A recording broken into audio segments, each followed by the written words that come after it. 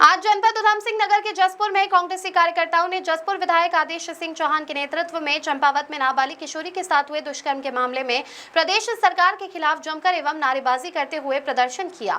जसपुर के सुभाष चौक पर प्रदेश सरकार का पुतला दहन किया गया। कार्यक्रम में मौजूद कांग्रेसी कार्यकर्ताओं ने कहा कि बेटी बचाओ बेटी पढ़ाओ और नारी सम्मान की बात करने वाली भाजपा सरकार में ही आज बहू और बेटियां सुरक्षित नहीं है। उन्होंने कहा कि अभी जनता अंकिता भंडारी कांड को भुला नहीं पाई थी कि चंपावत में नाबालिग किशोरी के साथ हुए दुष्कर्म में वहां के मंडल उपाध्यक्ष सहित 2 अन्य लोग शामिल हैं, जिन्हें सरकार और पुलिस और प्रशासन बचाने का काम कर रही है, तो वहीं पीड़ित को हुई दोषी बनाने में जुटे हुए हैं। उन्होंने कहा कि आज प्रदेश की धामी सरकार भाजपा के लोगों को इस प्रकार कृत्य करने के लिए प्रोत्साहित करने का आरोप लगाते हुए कहा कि प्रदेश में कानून व्यवस्था लचर हो चुकी है, प्रदेश भर में अपराधी बेलगाम हो चुके हैं और उत्तराखंड में किसान भी सुरक्षित नहीं है। इसका खुलासा किसान की आत्महत्या से किया। नैनीताल में जिला पंचायत सदस्य व अपहरण कांड फेलियर कानून व्यवस्था का प्रमाण है। इतना ही नहीं, केंद्र की भाजपा सरकार हो या प्रदेश में भाजपा सरकार, दोनों के शासन जनता महंगाई की मार से त्रस्त है। कमर्शियल गैस सिलेंडर पर 1000 रुपए की बढ़ोतरी से खाने पीने की चीजों के साथ अन्य सामानों पर भी महंगाई बढ़ गई है, जिसे लेकर जनता बेहद परेशान है। कहा कि कांग्रेस ऐसे जघन्य अपराधों को लेकर सड़कों पर उतरकर प्रदर्शन करेगी, तो वहीं उन्होंने इस मामले में दोषियों के खिलाफ कड़ी कार्रवाई करने की मांग करते हुए पीड़िता को न्याय देने की मांग की है। प्रदीप श्रीवास्तव की रिपोर्ट।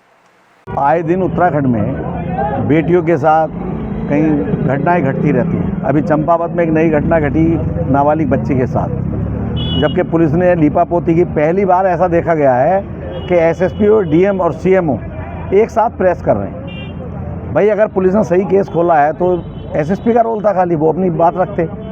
तो मेरा कहना है कि इसकी जांच सही हो, क्योंकि कोई लड़की ऐसा नहीं कि मैं ही नहीं कह रहा कि भाई बिल्कुल सही बात हो सकती है, लेकिन उसकी जांच सही स्तर पर होनी चाहिए। सरकार के दबाव में कोई काम नहीं होना चाहिए। उस बच्ची को, उस परिवार को न्याय मिलना चाहिए। उससे पहले इसी तरह जैसे किसान के साथ घटना घटी थी हमारे सुखबंद के साथ, उसको भी इन्होंने ऐसी कहा था कि उसमें किसी सरकारी अधिकारी का रोल नहीं, क्योंकि पुलिस वाले और ऐसा ही सस्पेंड को सब करके इन्होंने इतनी कर दी। उससे पहले हमारे नैनीताल में जिला पंचायत सदस्यों का अपहरण हुआ। तो ये लॉ एंड ऑर्डर बिल्कुल फेल है। तो हमारा इस सरकार से, क्योंकि अगर आपने नहीं सुधार किया, इन अधिकारियों को चेतावनी है, अधिकारियों क्योंकि नेताओं के दबाव में या सरकारी दबाव में काम करोगे तो आने वाले टाइम में अगर सरकार जब भी कांग्रेस की बनेगी, आपको चुन चुन के हिसाब लिया जाएगा। दूसरा, अभी भाजपा की सरकार दोनों जगह, और आपने देखा होगा कॉमर्शियल सिलेंडर के रेट एकदम से 1000 रुपये बढ़ा दिए गए। अब कॉमर्शियल सिलेंडर के रेट बढ़ेंगे तो ये समझो कि जितनी खाने की वस्तु, ये सब चीज़ों के रेट बढ़ेंगे, तो महंगाई बढ़ेगी। तो सरकार जबकि कह रही थी कि हम कोई रेट नहीं बढ़ाएंगे, बंगाल चुनाव जब तक ये 5 स्टेटों के चुनाव हुए तब तक रेट नहीं बढ़ाए, और जैसे ही चुनाव समाप्त हुए अगले दिन उन्होंने रेट बढ़ा दिए। तो महंगाई इनके कंट्रोल में नहीं है, लॉ एंड ऑर्डर इनके कंट्रोल में नहीं है। इसलिए हम मांग करते हैं कि उसका धामी जी को इस्तीफा देना चाहिए और चुनाव कराना चाहिए। धन्यवाद। बिगड़ती कानून व्यवस्था के बारे में ये धरना प्रदर्शन किया गया है। जैसे पीछे लगातार कई एक सिख समाज के बेटे ने खुद फांसी खाई थी, उसमें पुलिस कोई खास कार्यवाही नहीं कर पाई। अब ये हालात यहाँ लीपापोती कर दी गई, जैसे चंपावत में सुनने को मिल रहा है। एक ही दिन में पीछे अंकिता भंडारी वाला कांड रहा, इसमें भी लगातार लीपापोती रही।